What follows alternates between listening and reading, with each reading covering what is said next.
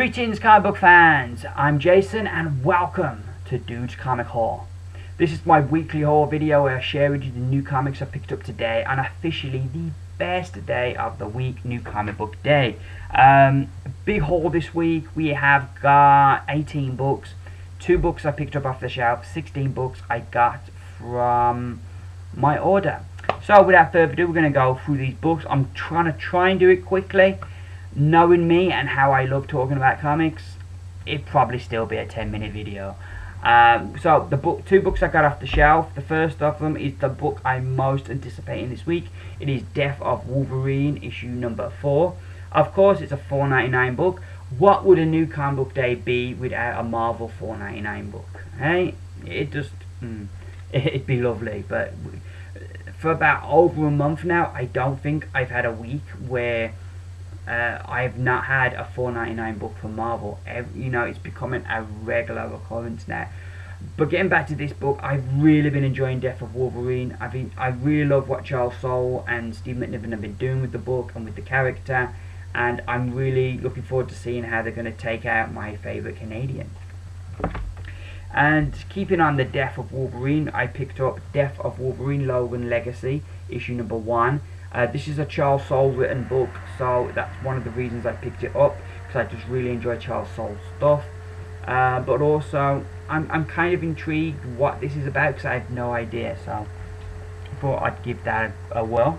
Getting into the books from my order now, we have Batman Eternal, issue 28, which another book I've been enjoying.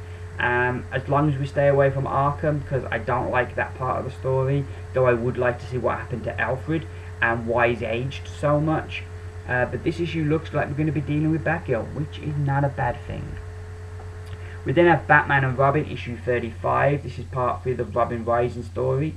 And I think last issue, the last part of this story rather, finished with Batman arriving on Apokolips. So there should be a lot of goodness in this one.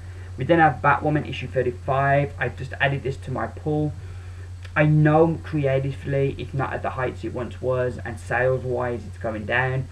But Batwoman remains one of my favourite DC characters, and I just really like the character, and I'm going to support her book to the bitter end. I've made that decision and I'm going to stick on to it. Hopefully things are going to pick up now as we introduce the Unknowns, who we met in the Future's End issue. Apparently, listening to an interview with Mark Andreyko on Comic Vine, he said that this is going to take a jump into the future from where the last issue ended, and then the rest of the arc is going to be about how we got to that point and what happened. So I like that. That sounds an interesting story device to use, and I'm looking forward to this one, and I can't say that for a while for Batwoman. Though I love the character, it isn't a book that I super look forward to, so hopefully we can get some goodness going.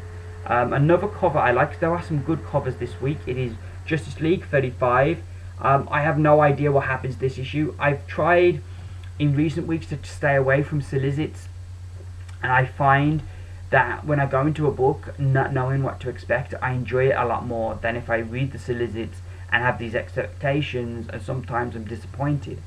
So I'm trying to stay away from the solicits therefore, and this book I've stayed away from the solicits, and I have no idea, but I love that cover and I'm looking forward to seeing what we're going to get. We then have the New 52, Future's End, another book I'm really enjoying, super consistent, and looks like we're going to be in space, which is always my favourite part of the story. Jumping up to Marvel, we have Avengers World, issue 14. I've jumped back on this book, added it to my pull, not so much for what's happening now, but what's coming up in the future. So it looks like this issue we're going to resolve our main story, which should be good, because we've got, I think, issue 16, like I say, the new stuff's starting, so yeah, you'd think the next couple of issues they'll wrap that up. We then have Axis, issue 2. Enjoyed the first, didn't love it, but I enjoyed it, so I'm looking forward to issue 2, and hopefully we can get over the stuff that bothered me with issue 1, and we can just get into some real good, bigger than goodness. We then have a Daredevil issue 9. Last issue was really spooky. If the cover's anything to go by, this is going to be more of the same. Fantastic Four issue 11. Really been enjoying this series. Robinson's doing a really great job, and the real sense of peril our characters are in has been great.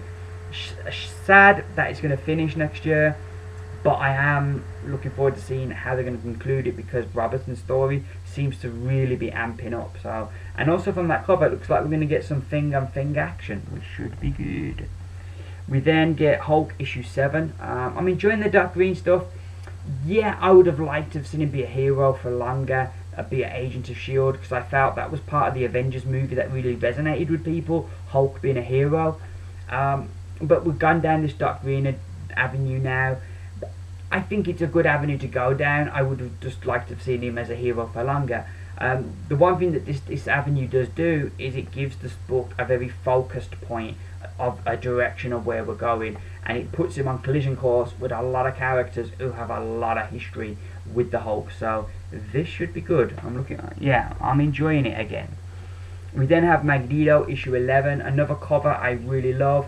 It's an Axis tie-in, a series that I've just been really enjoying. Colin Bunn is just doing a top job, and this issue, like I say, it's an Axis tie-in, so that should be interesting to say the least. We then have a New Avengers issue 25. Really loved the last issue. I thought it was really good. Jumping 8 months into the future, we had the S.H.I.E.L.D. group that was trying to track down the Illuminati, that we found out at the end of the issue the one in charge of this team is Sue Richards, the wife of Reed Richards, Mr. Fantastic, who is one of the members of the Illuminati. So that was like, well, what's happened that's made Sue lead this group to try and catch the Illuminati, bring her husband in, if you will. We also saw Namor, who's not having the best of luck controlling his cabal that he put together to take out these other Earths. They're enjoying it a bit too much, and he's finding it difficult.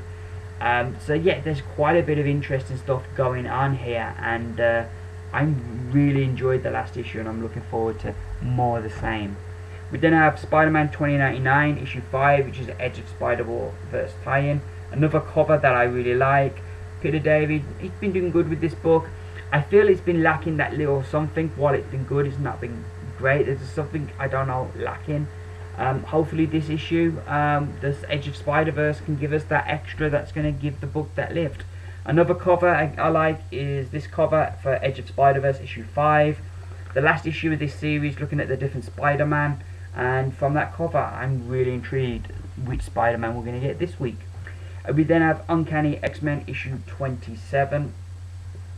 Really been enjoying this book and what they've been doing with Cyclops, and the whole Matthew storyline's been really interesting, so looking forward to that. And finally, from Titan Comics, we have Doctor Who 12th Doctor Adventures issue number 1. Out of all the books I think they've done for Doctor Who, this has got to be the most difficult, because whereas doing the 11th or the 10th Doctor, you've got plenty of TV to go back and watch and to say, yes, you know, that's why that Doctor behaves. These guys who wrote this one, he's still in his first season, he's still learning. The actor himself is still learning his Doctor. So yeah, it's going to be interesting how much of that Doctor's voice they're going to get, because I certainly think it's going to be the toughest one, but if it's like the others, it'll be good. So there we go. Those are my books for 1 week. I have been like looking at my pull list, my list of comics for November, and I've tried to cut some down because it was just out of control. I've dropped Bucky Barnes, Winter Soldier. I just didn't enjoy that first issue, so I thought I'd drop it. Gotham Academy I've dropped. I loved the first issue, but I thought one of those books, I think I'll support it in trade rather than buy it monthly, because I can't afford everything. So, and it's a book where the characters in the book I've only just been introduced to, though it is the one book I'm having the most doubts about, so don't be surprised if I do renege on that and go back and get it. Where are we next then?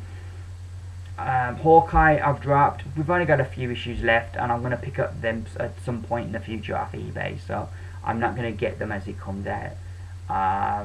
Yeah, I think that's all the books in my list for now that I've dropped.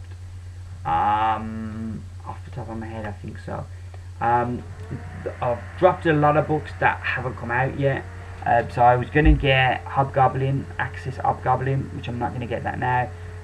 Spider-Man, Spider-Verse Team Up, I was going to get that, but I'm not going to get that now. Though I think that's only like 2 issues, isn't it? And there was something else, which oh, Captain America and the Mighty Avengers. Then I'm sure there was another book, but I've dropped them in, you know.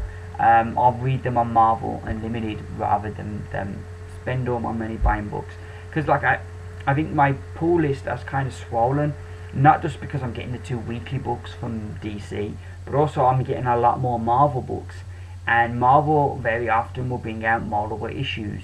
Magneto, for example, the last 6 weeks we've had 3 issues of that come out, and before that I'm pretty sure it was like a book that was like every month, but for the last 6 weeks we've had like 3 issues. So, and they do that a lot where Marvel will, where, you know, they'll have a few months where it'll just be one a month, and then you'll have a few months where you'll be getting 2 a month. So that when you're having that happen with a lot of books on your pull list, it just makes it swell. So I've cut some down in the hope that, you know, that will help. I've got, like, looking at my list of books, the books that I'm getting, I've got like about 12 titles that will finish between now and April. So that's going to make a big difference to my pull as well. So it's just getting through these next couple of months. Out of the books I've heard from at Comic-Con, there's only really Ant-Man that I'm interested in getting. I am intrigued by Spider-Gwen, but it's one of those books I'm thinking maybe read in trade, maybe read a Marvel Unlimited rather than get every month. We'll see.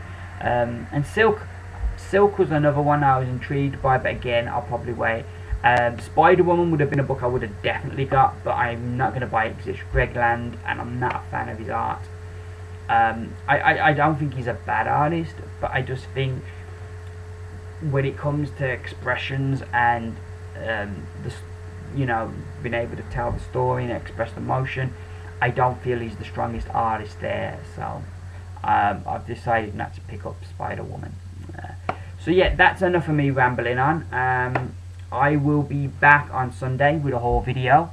Not a haul video, sorry, a review video. I hope you all have a great new comic book day and enjoy all your books. I've been Jason. This has been Dude's Comic Haul. Bye for now.